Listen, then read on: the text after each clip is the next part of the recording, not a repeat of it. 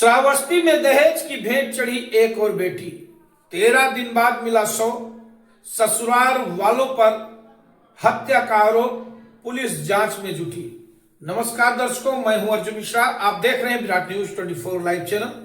आपको बताते चले कि जनपद श्रावस्ती से एक ऐसी दर्दनाक और दिल दहला देने वाली खबर सामने आई है जिसने पूरे इलाके को झकझोर कर रख दिया है। यह मामला सिर्फ एक बेटी की मौत का नहीं है, बल्कि उस सामाजिक बीमारी का आईना है जिसे दहेज कहा जाता है।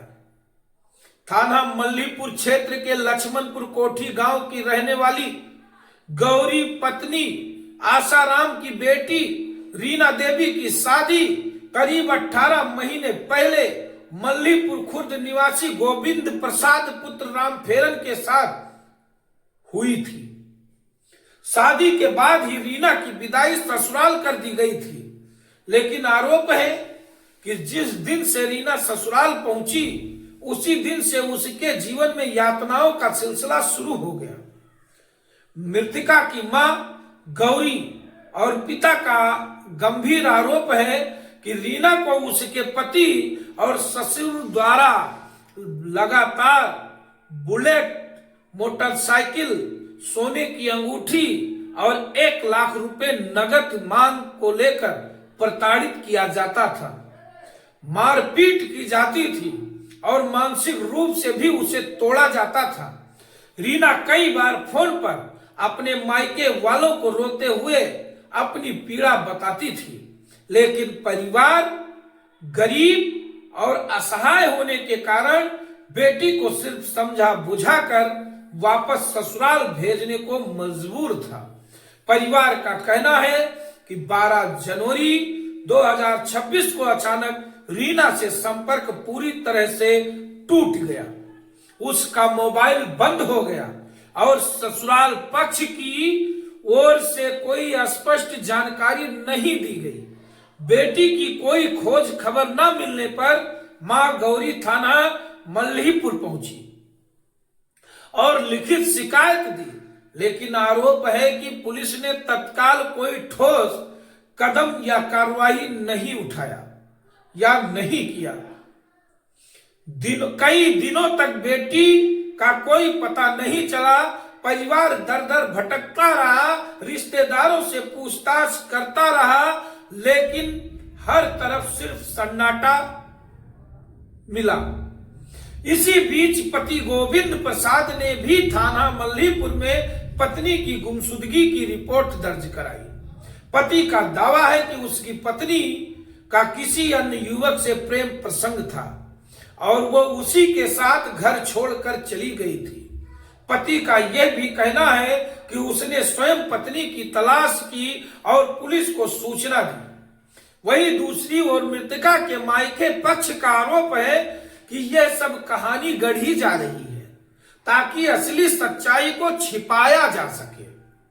लगभग 13 दिनों बाद 26 जनवरी को रीना देवी की लाश संदिग्ध हालत में बरामद हुई। शव मिलने की खबर जैसे ही मायके वालों तक पहुंची, पूरा परिवार कोहराम मच गया। पुलिस ने शव को अपने कब्जे में लेकर पोस्टमार्टम के लिए भेज दिया।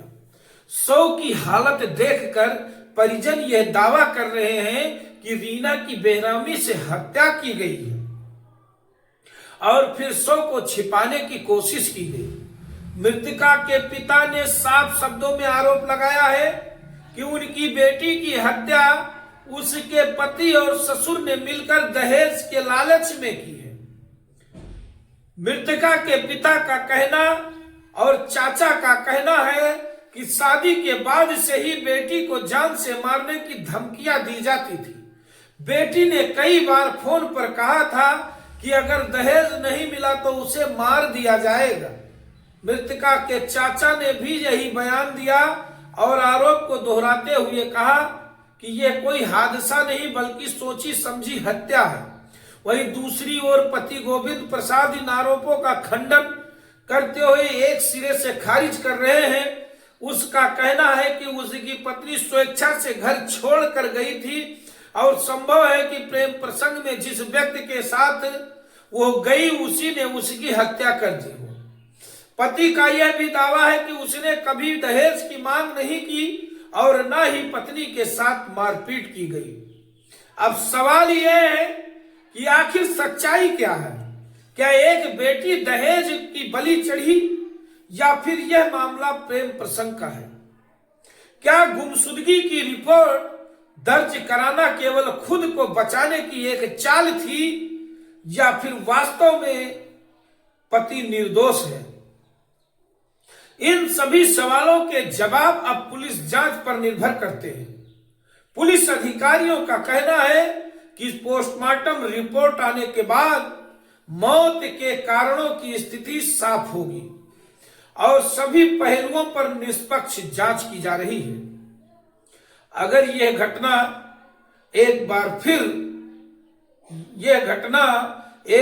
फिर समाज के सामने बड़ा सवाल खड़ा करती है कि आखिर कब तक बेटियां दहेज की आग में झुलसती रहेंगी?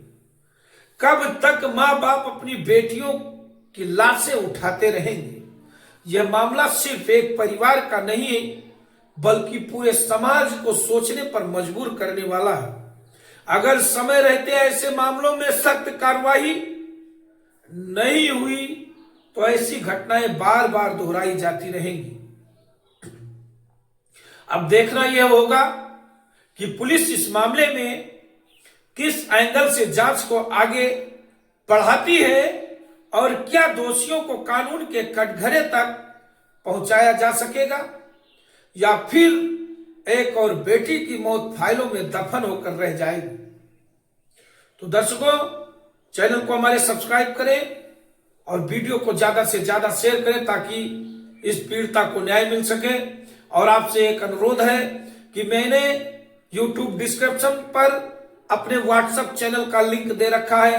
आप डिस्क्रिप्शन पर जाकर हमारे चैनल से जुड़े WhatsApp चैनल से, ताकि आपको बराबर खबरें WhatsApp जरिए मिलते रहें। कोई भी वीडियो आपको दर्शकों घटना हुई है सर 12 तारीख से लड़की लापता है। उसके बाद ये बाहर थे, मेरी भाभी प्रभुनाथ मेला गई थी, वो भी नहीं थी। वो लोग वापस आए 16 तारीख को। तब 16 तारीख को गए तहरीर देने, तो तहरीर वहां पर गुमशुदगी दर्ज हो चुकी थी। तो उन्होंने कहा कि हम लोग ढूंढ रहे हैं, ढूंढने के बाद हम लोग ढूंढ करके देंगे। और ढूंढते ढूंढते सर कल 12 तारीख से गायब हुई, तब कल 26 तारीख था। तो कल वहां पे बरुहा पुल के पास नाले में मिली लाश। तो हम लोग को सूचना मिली, हम लोग गए पहचान किए, तो पहचान गए कि हम लोग की लड़की है ये। क्या घटना क्या कुछ हुई थी? घटना ये उनके वहां से गायब थी। उन्हें घर वालों ने मारते पीटते थे, तंग करते थे, प्रताड़ित करते थे। कोई आया उनके घर का? उनके घर के यहाँ सब लोग आए हुए हैं। गोविंद उनको क्या करें सर, रिपोर्ट आने तो उसके बाद में देखा जाएगा कि क्या रिपोर्ट में आती है, मुकदमा सब लिखा जाएगा उसके बाद में। गोविंद, अरे तुम्हारी शादी कितने दिन पहले हुई थी? ये लगभग 1.5 साल हो गया, 2024 में 26 तारीख को। क्या घटना क्या हुई थी आपकी जब वाइफ गायब हुई? नहीं, ये पहले कंप्लेंट डाली थी कि मेरे को खाना खर्चा नहीं देती हैं। तो मैं बोला चलो ठीक है, मैं थाने में कंप्लेंट डाल दिया था। इन्होंने बोला था कि हम बांट के अलग रहेंगे। तो हमारी माता जी का कमर टूटा पड़ा है, तो ही मैं दवाई करा रहा था। मैं बोला कि अभी नहीं हो सकता, मेरे पास पैसे नहीं। इन्होंने बोला कि नहीं, मैं अलग ही रहूँगी। तब थाने वालों ने बोला कि कोई बात नहीं, तुम अलग हो जाओ, अलग ही रह के वो खुश रहेगी। फिर हम बोले चलो ठीक है, हमने सारा व्यवस्था किया कर्जा पानी लेके। तो इन्होंने फिर मैं बोला कि अभी नहीं जाओ तुम। तो हम बोले अभी नहीं जाएंगे तो कर्जा ले रखे हैं, इसका पैसा कौन देगा? जब बांट के हम अलग हैं, अकेले हैं, किससे पैसे मांगेंगे?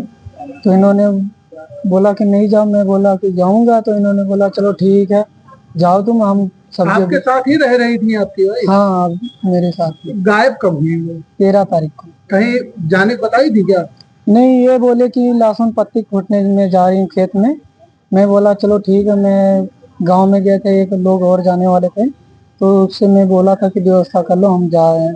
चल देंगे जल्दी से। जब ये गायब हुई तो उसके बाद आप लोगों ने थाने में शिकायत दिया कहीं? हाँ, मैंने पहले तो 9 बजे की टाइम है सुबह की, तो मैं फिर गए, मेरे उधर से आदमी बोले कि तुम्हारी घर वाली इधर जा रही थी, तो हम बोले चलो, मैं पीछे पीछे गया भेला गांव तक, फिर वापस आ गया। मैं फिर फोन लगाया, ये कई बार मायके चली जाती थी अकेले, तो मैं मायके में फोन लगाया, फिर उनके मायके वाले बोले कि अभी नहीं आई है वहाँ पे। मैं बोला कि कोई बात नहीं। घटना से कितने दिन पहले वो गायब हुई थी? जब इनकी लाश मिली है कल, तो कब गायब कब हुई थी? 13 तारीख। 13 तारीख। तो उसके बाद में आप लोगों ने कहीं उनको ढूंढा नहीं? मैंने ढूंढा, फिर मैं शाम के टाइम 13 ही तारीख को गया था ससुराल।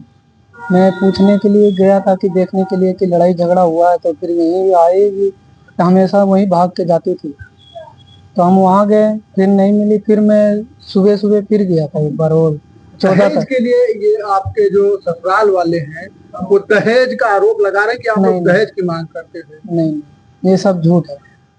फिर हम 14 तारीख को सुबह गए, इनके घर नहीं था, फिर हम गए थाने में, एफआईआर लिखाए, गुमशुदगी का फोटो कोटो दिए।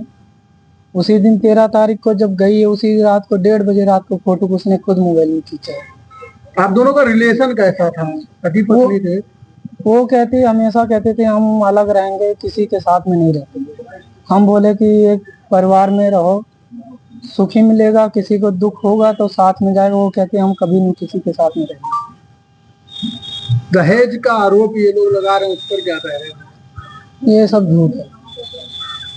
और क्या कुछ आप क्या चाह रहे हो उसमें कि क्या होना चाहिए पुलिस की ओर से? अब जो है, जो सच्चाई है आपके सामने, हम भी ढूंढ रहे थे, पुलिस वालों ने बोला कि कोई बात नहीं, तुम ढूंढो, हम भी ढूंढ रहे। का मुकदमा लिखाए थे आप? 14 तारीख को लिख के आपने FIR? हाँ। में किसी के ऊपर आपको है ये शंका की ससुराल वालों ने उसको मार के फेंक दिया हो या वहां से कुछ बवाल हुआ हो? हमारे पे शंका नहीं थी। मतलब कहीं उसका प्रेम प्रसंग की कोई बात रही हो? क्योंकि आप बता रहे हैं कि शादी के बाद से आप लोगों का रिलेशन जो था वो गए। एक बार हुआ था, इनकी कोई पटीदार की लड़की थी, हमारे जो साड़ू थे उसके छोटे भाई पे शादी हुई थी, तो उन्होंने, वो लड़की भाग गई थी, तो उस लड़की का उस लड़के का फोटो था मेरी पत्नी की मोबाइल में। मेरी पत्नी के मोबाइल में था, मैं बाहर था, इसके घर पे बनता नहीं था, मेरे पिताजी इसलिए बाहर ले गए थे। तो हमने उस मोबाइल में देखा था, उसमें वीडियो भी था, फोटो भी था, और मैंने इस बात पे फोन लगा के मैं ससुराल में बोला भी था, तो मेरे साले जी ने बोला था तुम्हारे सर काट लेंगे, हमारी बहन ऐसे नहीं है। हमने बोला चलो कोई बात नहीं, हमने शादी से पहले बोला था कि मोबाइल हम नहीं दे पाएंगे। हमारे ससुराल वालों ने एक नहीं 3-3 सिम बदल बदल के इनको दिया है। मोबाइल भी मेरी घरवाली बोली कि हम धान बैठा के लिए हैं, मेरी सराज बोलती है कि मेरे को हमारे पति का मोबाइल था, खराब पड़ा था, वो बनवा के दिए। मेरी सास कहती है कि मोबाइल दुकान पर से खरीद के दिए। हम बोले कोई भी मोबाइल देगा तो अपना ID कार्ड सब जो फोटो है, पर्सनल चीज सब डिलीट करके फिर बेचेगा, ऐसे तो किसी को देगा नहीं मोबाइल। इस बात पे फिर हुआ था 5-6 महीना पहले एक बात। क्या लगता है आपको कि इसमें जो आरोप आप पर दहेज के लिए उत्पीड़न के लगाए जा रहे हैं, तो क्या लगता है कि घटना कैसे हुई होगी? क्योंकि अचानक वो लाश मिल रही है और नहर, क्या लगता है आपको कि इसमें क्या घटना क्या हुई होगी? नहीं, ये पहले भी जब शुरू में आई थी ना, तो ये फांसी लगाना, जहर खाना, इनके कई बार तो इनके घर पे इसी के लिए हम छोड़ आए थे, इसी के लिए कि जब ये सही रहेंगी फिर लेके जाऊंगा। मेरे पिताजी को बोलते थे कि तुम ले जाओ, तुम्हारा धन का ये, हम नौकर नहीं है, तो हमारे पिताजी बिना पूछे हमारे से ले आते थे कि हमारी बहू है, हमारी घर पे रहे। लड़की के लड़की के पिता कहते थे कि हम आपके घर वाले बहू को बैठा के नहीं खिला सकते, तो हमारे पिताजी ले आते थे। हम इस बात पे छोड़ आते थे कि वो कई बार फांसी लगा लेते थे, अभी भी गेट टूटा पड़ा हुआ हमारा। कई बार जहर भी बाहर भी खा रहे थे, तो हमने पकड़ के उसको नैहर छोड़ आए थे। हमारे को ट्रेन में भी कई बार मार खिलाया कि हम इसको जानते नहीं, या ये गलत आदमी हमको छेड़ रहा है।